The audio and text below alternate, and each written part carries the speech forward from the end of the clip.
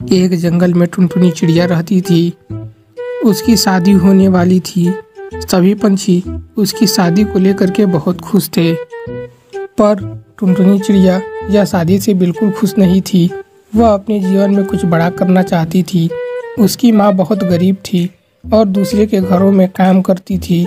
टुनटुनी चिड़िया को यह बिल्कुल भी अच्छा नहीं लगता था कि उसकी माँ दूसरे के घरों में काम करे, पर वह कर भी क्या सकती थी। वह लोग एक बहुत गरीब परिवार से थे। टुनटुनी चिड़िया के पिता नहीं थे। उसकी पिता की मृत्यु हो चुकी थी, जिससे टुनटुनी की माँ पर ही सारा काम का बोझ आ गया था। टुनटुनी चिड़िया ने इस शादी को रोकने की बहुत कोशिश की।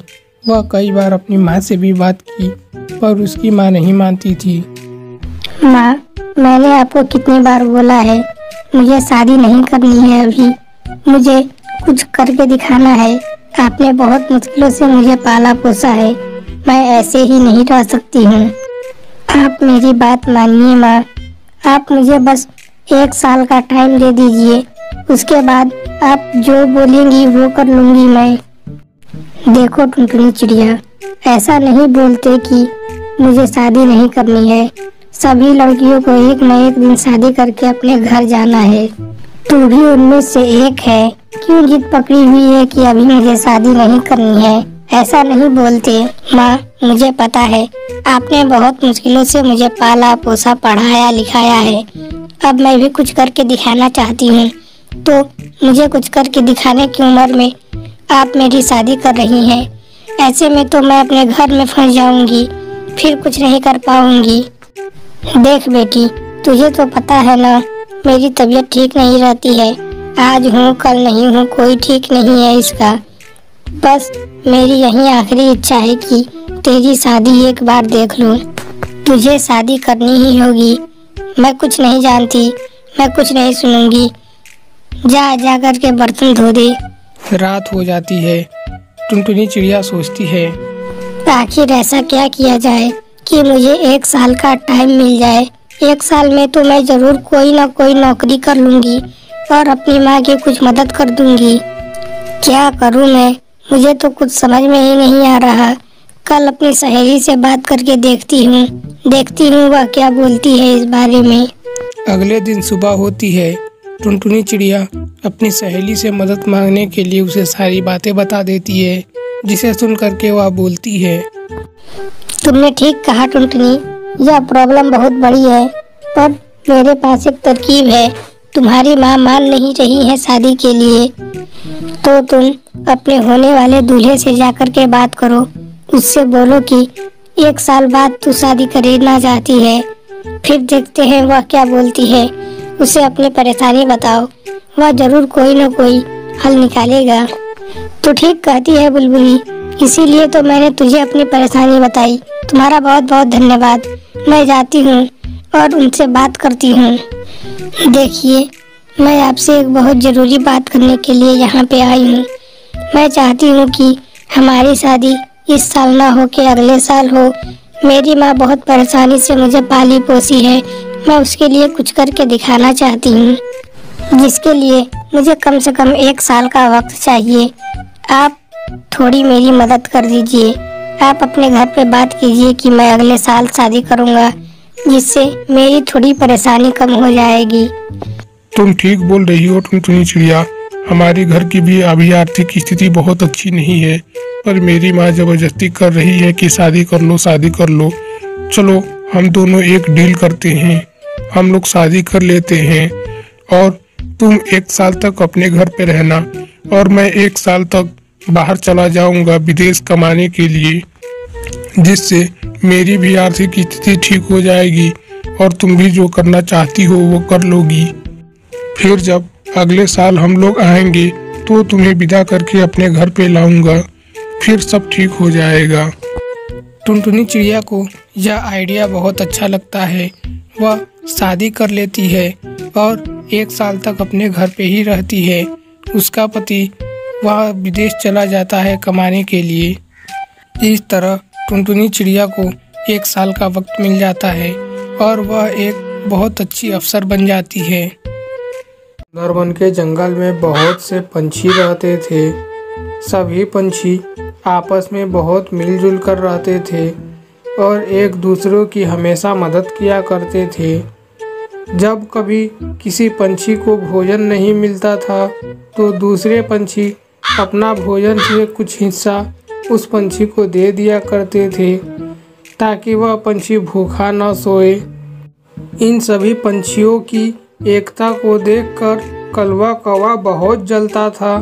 वह सभी पंछियों में झगड़ा कराना चाहता था। वह सोचते सोचते उसे एक उपाय आता है। वह तुरंत वहाँ से जाता है और सबसे पहले कबूतर मौसी से बोलता है। कबूतर मौसी, मैंने सुना है आप बहुत आलसी हैं और अपना भोजन कभी नहीं ढूंढ के लाती। आप हमेशा दूसरों से ही भोजन मांगती हैं। क्या बात करते हो कलवा कौवा, तुम्हारा दिमाग तो ठिकाने पर है ना। मैं भला कब दूसरों से भोजन मांगने लगी। वो कभी काल को एक आध दिन दूसरे पंछी मुझे भोजन दे देते हैं।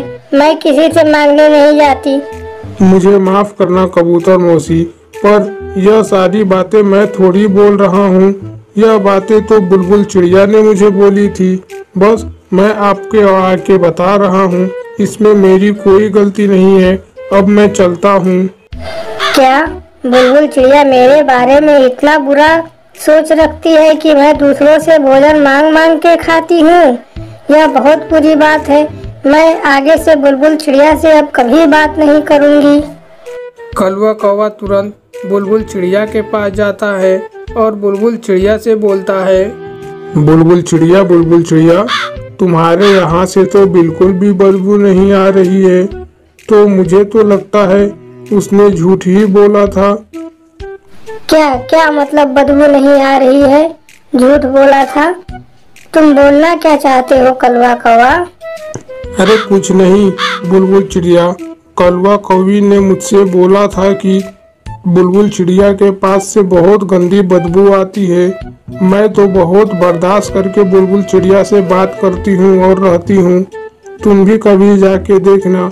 बस उसने जो बोला था मैं उसी का पता करने के लिए आया था, पर तुम्हारे यहाँ से तो बिल्कुल भी बदबू नहीं आ रही है। क्या बात करते हो कलवा कौवा? मैं रोज नहाती हूँ, फिर मेरे यहाँ से बदबू कैसे आ सकती है? पर कलवा कौवी ने मुझसे ऐसे बात की। मैं कलवा कौवी से कभी बात नहीं करूँगी। फिर कलवा कौवा वहाँ से चला जाता है और मिट्ठू तोते के पास जाके बोलता है। अरे मिट्ठू तोते, आपकी पत्नी कहाँ है? दिखाई नहीं दे रही। अरे मेरी पत्नी अपने मायके गई हुई है, फिर दिखाई कहाँ से देगी? आप झूठ बोल रहे हैं ना तोते? टुनटुनी चिड़िया ने मुझे सब बताया कि आपने अपनी पत्नी को मार मार के उसे अपने घर से निकाल दिया। ये बहुत गलत किया आपने, ऐसा नहीं करना चाहिए था आपको। अरे क्या बात करते हो तुम? मैंने ऐसा कुछ भी नहीं किया। मेरी पत्नी सच में मायके घूमने के लिए गई है, कुछ ही दिनों में वापस आ जाएगी। तुमसे टुनटुनी चिड़िया ने ऐसी झूठी बात बोली। मैं बहुत नाराज हूँ। टुनटुनी चिड़िया से मैं कभी बात नहीं करूँगा। तुम जाओ कलवे। फिर कलवा कौवा टुनटुनी चिड़िया के पास जाके बोलता है। अरे टुनटुनी चिड़िया, क्या तुम्हें पता है कबूतर मौसी ने आपको बोला था कि आप बहुत घमंडी हैं और आप कभी किसी का बात नहीं मानती हैं। आपके पास थोड़ा सा दिमाग है, बस उसी को लेके घमंड करती रहती हैं। पर मुझे ऐसा नहीं लगता, क्योंकि आप तो हमेशा सबकी मदद करती रहती हैं। जब भी कोई पंछी मुसीबत में होता है, सबसे पहले आप ही उसकी मदद करती हैं। इसलिए मुझे नहीं लगता कि आप घमंडी हैं। यह बोल के कलवा कौवा वहाँ से चला जाता है। टुनटुनी चिड़िया सोचती है, अरे नहीं, कबूतर मौसी मुझे ऐसा नहीं बोल सकती। जरूर कलवा कौवा ने झूठ बोला है। छोड़ो, जाने दो, क्या ही फर्क पड़ता है। मैं अभी तोते के पास जाती हूँ और उससे थोड़े अनाज लेके आती हूँ।